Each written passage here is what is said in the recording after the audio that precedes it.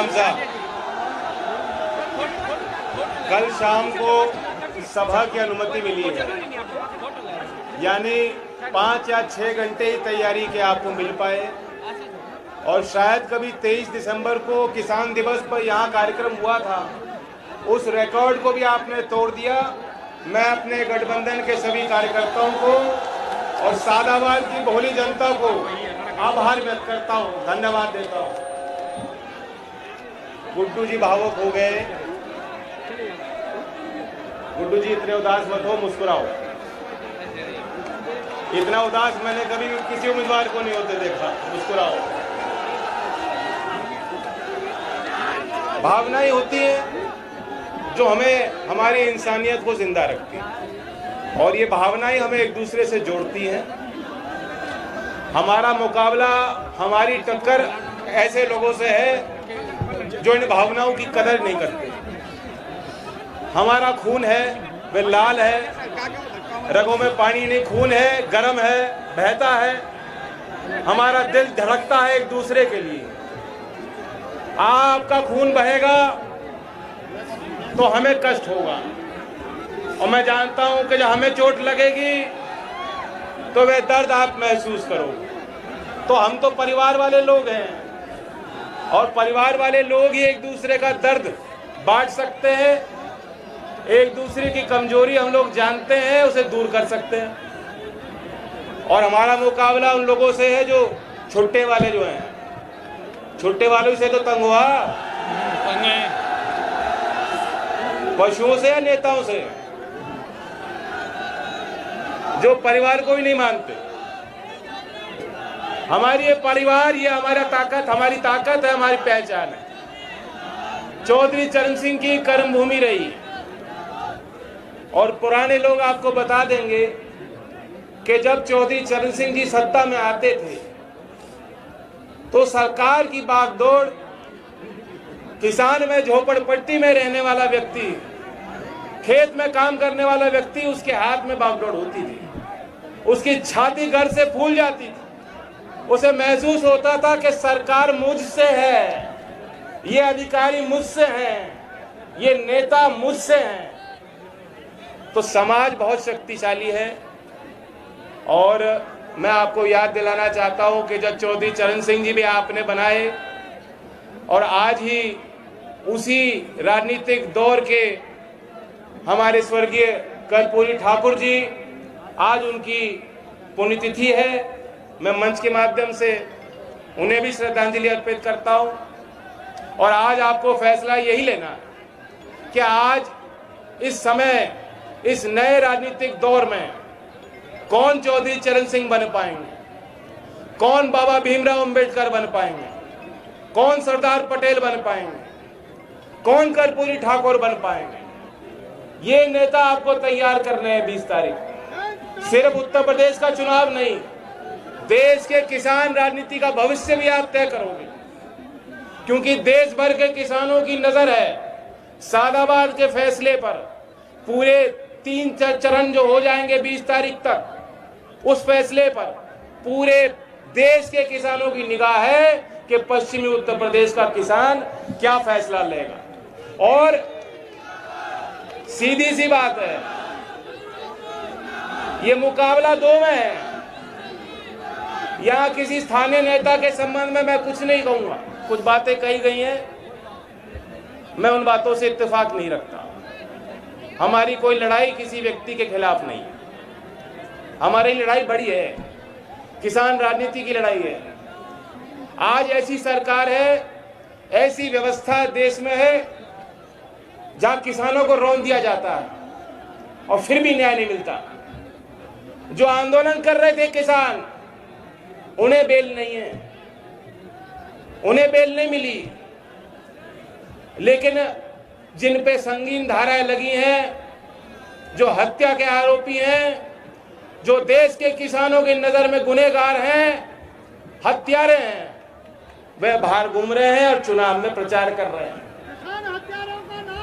मैं आपको एक और जानकारी दे दूं, इतना उबाल है लोगों में, इतनी नाराजगी है, उसी लखीमपुर की धरती पे प्रधानमंत्री नरेंद्र मोदी जी की हिम्मत नहीं हुई कि चुनाव में जाके वोट मांग सके।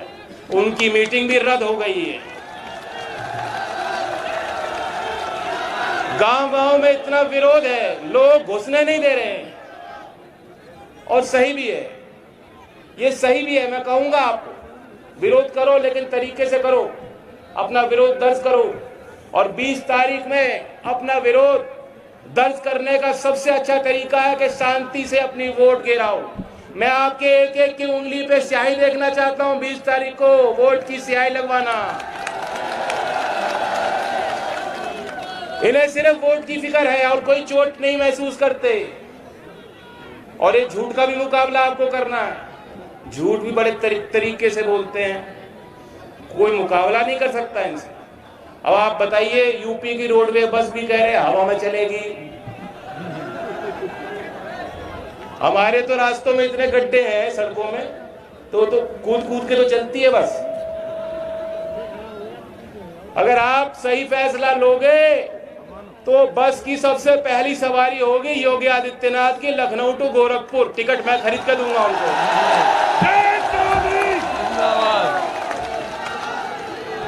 बहुत झूठ बोलते हैं। यही गडकरी जी ये मथुरा में कह गए थे कि अगली बार मैं वृंदावन आऊंगा तो पानी के जहाज से दिल्ली से सवारी करके आऊंगा।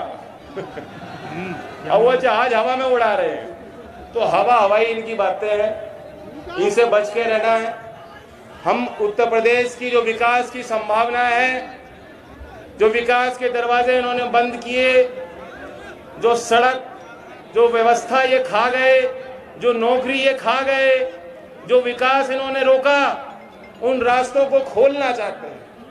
बड़ी शर्म की बात है कि जब देश में तुलना होती है राज्यों की, मानव विकास, सामाजिक विकास, आर्थिक विकास के जो सूचकांक हैं, जब गिनती होती है, शुरुआत केरल से होती है। गुजरात, केरल, दक्षिणी भारत के कई राज्य हमसे कई गुना ज्यादा बेहतर हैं। और सबसे आखिरी पायदान पे जाकर रुकती है गिनती तो उत्तर प्रदेश जो सबसे पिछड़ा राज्य पूरे देश का बन चुका है। और फिर भी बाबा जी कहते हैं हमने आय दुगनी कर दी, हमने जो लाखों नौकरी दे दी, ना नौकरी मिल रही है। और किस्मत वाले को नौकरी मिलती है और नौकरी नहीं मिलेगी तो शादी भी नहीं होने वाली, तो छुट्टे ही रह जाओगे। छुट्टों से परेशान हो। मैं तो किस्मत वाला हूं, मेरी शादी हुई। गुड्डू जी किस्मत वाले, इनकी शादी हुई है। तो अपनी किस्मत संवारना चाहते हो नौजवानों?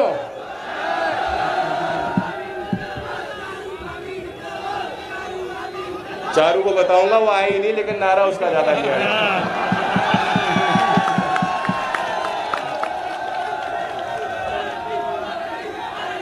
उसे बुखार है, वरना वो आती जरूर। योगी की बातों ने उसे भी गर्म कर दिया। देखिए, अब मैं कुछ समस्या जो है क्षेत्र की और जो हमारे वादे, उन पे बात रखना चाहता हूं। ये आलू का बहुत बड़ा पैदावार इस क्षेत्र में होता है, लेकिन आलू में जितनी मेहनत आपने अपनी खेती में करी है, वो कीमत आपको मिल रही है क्या? अब इसके उपाय तो कई हैं। जो अखिलेश जी कह गए कि फैक्ट्री लगेगी, वो भी सही बात है। खाद्य प्रसंस्करण उद्योग को बढ़ावा देने की जरूरत है, तभी जो खरीदारी होगी, निजी क्षेत्र के लोग भी किसान से खरीदेंगे, तब बेहतर भाव मिलेगा। लेकिन सरकार की भी जिम्मेदारी है, और इसलिए हमने तय किया है कि फसलों का भाव, मूल्य का निर्धारण, एमएसपी, ये सरकार, राज्य सरकार भी घोषित कर सकती है। हम सरकार में आएंगे, हम एमएसपी आलू को भी देंगे और सरकार खरीदेगी भी। और जहां उत्पादन होता है, अभी ये जो है इनके पास कोई बात नहीं, तो ये राशन पे ही वोट ले रहे हैं। और आपको पता है कि राशन की व्यवस्था इन्होंने बंद करनी थी, ये तो चुनाव आ गया। अभी जो केंद्र का बजट आया है, उन्होंने उसमें पैसा काट दिया है। इनकी कोई मंशा फ्री के राशन देने की आगे नहीं है। लेकिन हमारी सरकार बनेगी तो गरीब परिवारों को जो आज राहत मिल रही है, उस राहत को हम बरकरार रखेंगे। और यही नहीं, उस राशन व्यवस्था में जैसा मैं कह रहा था, जहां आलू उत्पाद होता है तो आलू को भी जोड़ेंगे, ताकि उस फ्री के राशन में आलू और पौष्टिक आहार, चाहे सरसों का तेल हो, चाहे घी देना हो, वो पोषण पूरा गरीब परिवारों को दिया जाएगा। ये गठबंधन की सरकार का फैसला है। दूसरी बड़ी बात है, वो सभी सरकार में शामिल लोग, सरकार में जो तंत्र है, जो काम करता है, जो सेवा करता है, ये जो वर्दी पहने हमारे पुलिसकर्मी, ये सर उठा के काम करना चाहते हैं। देश को इन पे गर्व होना चाहिए, आपको इन पे गर्व होना चाहिए। ये कुछ करने के लिए इन्होंने नौकरी ली है, मेहनत करके इनको नौकरी मिली है। आज क्या व्यवस्था है, योगी जी ने इनका इस्तेमाल करने की कोशिश की, कहा ठोको, इनकी परंपराओं को बिगाड़ा, लेकिन ये पुलिस के संस्कार नहीं है। चौधरी चरण सिंह ने पहला देश में राष्ट्रीय पुलिस आयोग का निर्माण किया था, चौधरी चरण सिंह ने किया था। और मैं इनको वादा कर रहा हूं, जो सरकारी तंत्र है, जो कर्मचारी हैं, पुरानी पेंशन, वो भी बात आपकी मानी गई है, और जो पुलिस तंत्र है, जो वर्दी है, वर्दी की शान आपको पूरी तरह से हम देंगे। एक सप्ताह में एक दिन छुट्टी और पेंशन और जो भत्ता मिलते हैं, जो आज सरकार ने कटौती की, उसे हम खत्म करेंगे। समय पे नई भर्ती होगी। पुलिस वालों के लिए ताली बजाओ, जोर से नहीं बजा रहे, भर्ती में बजा लो एक और जोर से, भर्ती में बजाओ। समय पे भर्ती होगी। मिलिट्री की 3 साल से 4 साल से भर्ती नहीं हुई है।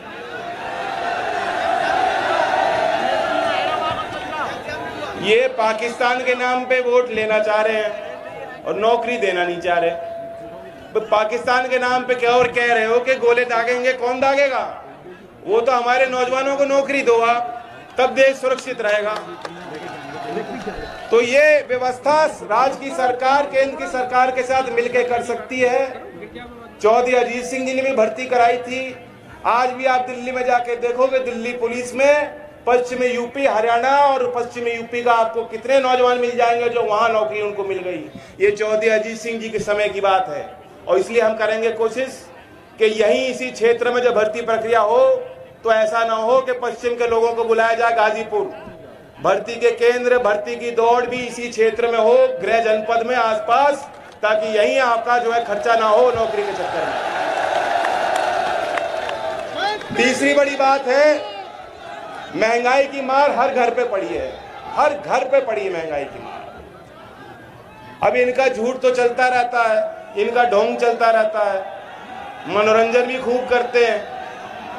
मोदी जी की देखी होगी तस्वीर, ऐसे ऐसे ऐसे करते हुए,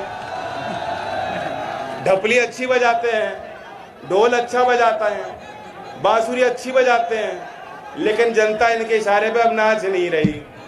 अब जनता इनके इशारे पे नाच नहीं रही है। जनता का अपना मन बन चुका है। महंगाई का प्रभाव हर घर पे पड़ा है।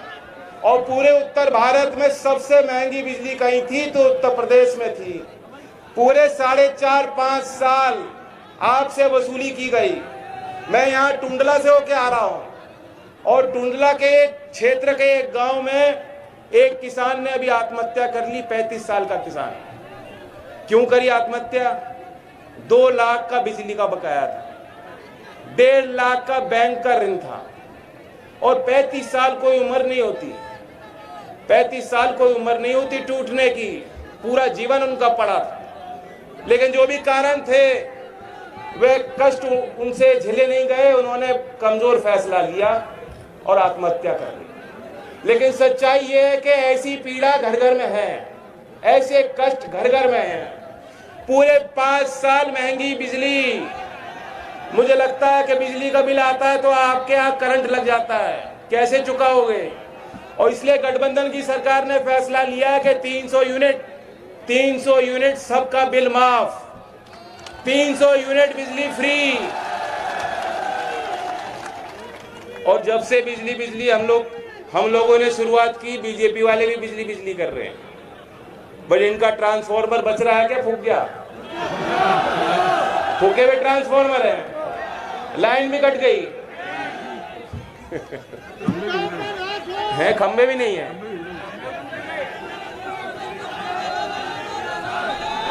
और मेरी माता बैठी है यहाँ, मैं आपका आशीर्वाद लेना चाहता हूँ। पसीना आंदो, गर्मी है, क्या बात है। 20 तारीख में गर्मी का इंतजाम करोगे नहीं करोगे? 20 तारीख ऐसा नहीं होगा, है तो बड़ी कमजोर बात करी आपने। दोनों मुट्ठी बांध के करोगे कि नहीं करोगे?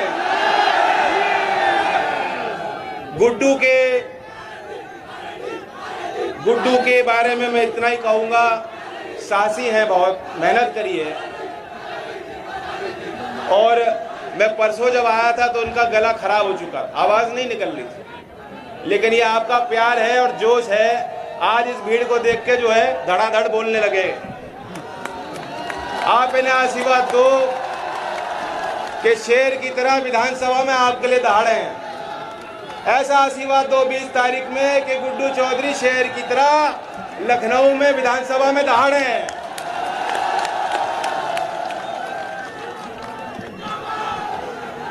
मेरे साथ नारा लेंगे, 2 नारे। चौधरी अजीत सिंह जी का नारा तो मुझसे अभी बोला नहीं जाता, वो बोल निकलता ही नहीं है। तो बड़े चौधरी साहब का नारा लेंगे और किसान मजदूर एकता। चौधरी चरण सिंह, चौधरी चरण सिंह, किसान मजदूर एकता, भाईचारा, सादाबाद की जय। धन्यवाद।